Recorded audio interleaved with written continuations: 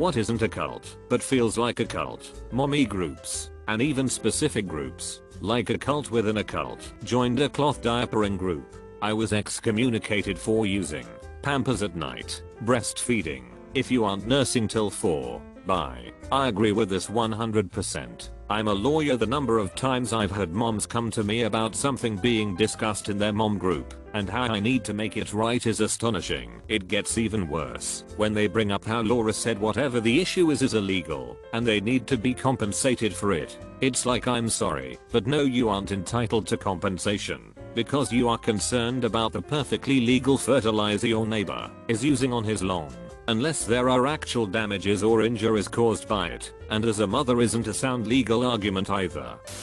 Audi ownership, at least in the UK. I had an Audi Q3 as a hire car recently and other Audi drivers were suddenly letting me out at junctions, offering me parking spaces and even stopping to talk to me, as if we'd known each other for years. I'm actually serious about this. It was weird. As someone who owns an iPhone, AirPods, Apple Watch, AirTags, Powerbeat Pros, and many Apple accessories, Apple, just like cults try to isolate you from anyone who isn't in the cult. Apple does go out of its way to make it hard to interact with any non-Apple technology. I switched from Android to iPhone, partly because of the privacy, mostly because AirPods seem to actually work in a way that the Pixel Buds didn't. Mostly true. Now I've got a MacBook too. It just sucks you in. The Andrew Tate fan club. Crypto, especially the way they react when you start asking too many questions. As a PhD student, I have to say academia, it feels like a cult and MLM scheme at the same time. And to add more perspective, I just encountered too many people in their mid to late 30s doing their third postdoc with no life savings to their name, working 70, 80-hour weeks on sub-pay over a decade. They were sold the image that someday they will get a tenured position, although the probability of it happening is just so low. Yet, some of them vehemently defend the sanctity of a career in academia and believe that they have moral high ground in undertaking such a sacrifice whilst complaining about the side effects. To add to that, public-funded research paper paywalls. Research paid by tax money is not accessible to taxpayers. Lack of reproducible published results. Endless cycle of writing grants and publishing with no end use. Research fields that never translate well into industry, thereby making it hard, read impossible, to switch to industry. Make no mistake, academic research in itself is very much required for our society. Renewable energy, studies on global warming, pharmacy, whatnot, but from the perspective of a sustainable career, it just doesn't feel right. I think a man should save himself from the world before he tries to save the world. Sororities/fraternities. Some dog owners groups on Facebook are very culty-like. Got banned from one group for not crate training my pup. I like her sleeping in my bed as it helps with my anxiety. Yep, and they can be completely nutso in either direction. Some of them are all micromanage every moment of your dog's life, constantly showing dominance so that it knows you're the alpha. Flip it on its back twice a day and stare directly into its eyes until it looks away in submission. Take away its dinner every now and then and make it watch as you throw it all in the trash, just to keep it from getting too comfortable. If it doesn't respond to hand signals and commands in 6 languages, you've utterly failed, and others alike. If you have any rules or boundaries whatsoever with your dog, then you're basically Cruella de Vil. Your dog's needs and desires should be prioritized over literally everything and everyone else in your life, including your other pets, your spouse, your children, and yourself. If anyone is allergic to / scared of / just not a big fan of your dog, you should instantly cut them out of your life, because your dog should be your life. Tesla ownership. As an early Tesla owner, it gets embarrassing.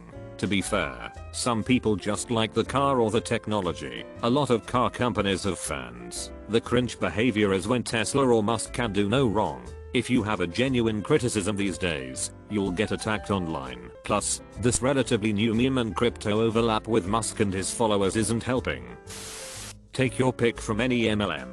They suck people in and create this giant sisterhood where people get addicted to all their new friends. The moment you want out of the pyramid scheme, they turn on you in a second. You get so many hateful messages from most of them, and sometimes people choose to stay out of fear of losing everyone they've grown close to because they alienated everyone else in their life. Tupperware, I started selling recently, just to get the discount. My manager added me to 5 different Facebook groups. I get slammed daily by them. Invited to numerous different meetings / video calls / groups. There are challenges, and they push them hard. Games, different things to do to earn rewards, just more effing Tupperware. These women are intense. I have gracefully backed out and said I'm only in it for the discount, which is fine apparently. I posted this as my own answer, but I thought I would add it to yours. All the women are intense like I said, but they are very kind and easy to get along with. When I said I wasn't up to the challenge and would only like to do it for my benefit,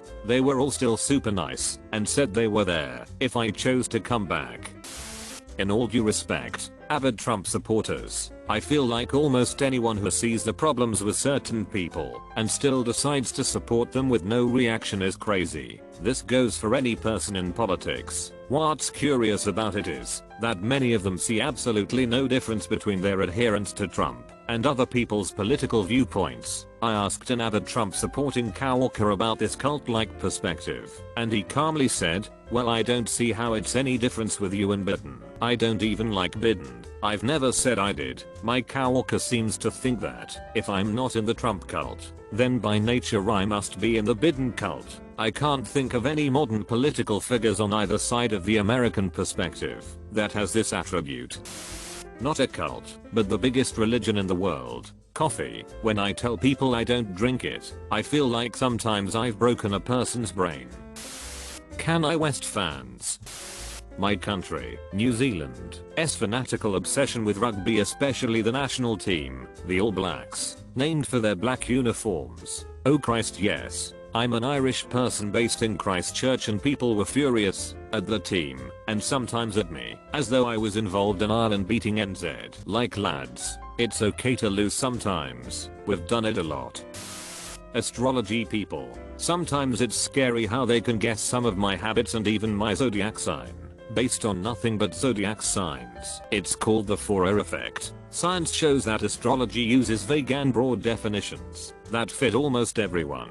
In my office they hired one of these coach / mentalist / whatever guys, and I didn't participate because I strongly oppose pseudoscience. It was fun to see the Forer effect into action though, seeing the kind of things he told my coworkers, like you have everything to succeed, but you keep holding yourself back. You are not developing your full potential. Lol, I bet 99% of people at the very least would say that this suits them. AYN Rand fans. I had a guy at work who would non-stop talk about her books and philosophy after I accidentally mentioned having read 3 of her books when I was 20. Note to self, never admit having read Atlas Shrugged. Never. It was bad enough that he never talked about anything else, but he rarely paused and really expected me to agree with everything. I'd rather host Mormons or even Scientologists, and technically, Rand did start the cult group called Objectivism, but that fizzled out decades prior. There's horror stories about the group, which at one point included Alan Greenspan among its membership. Some born-again Christian churches I have been to.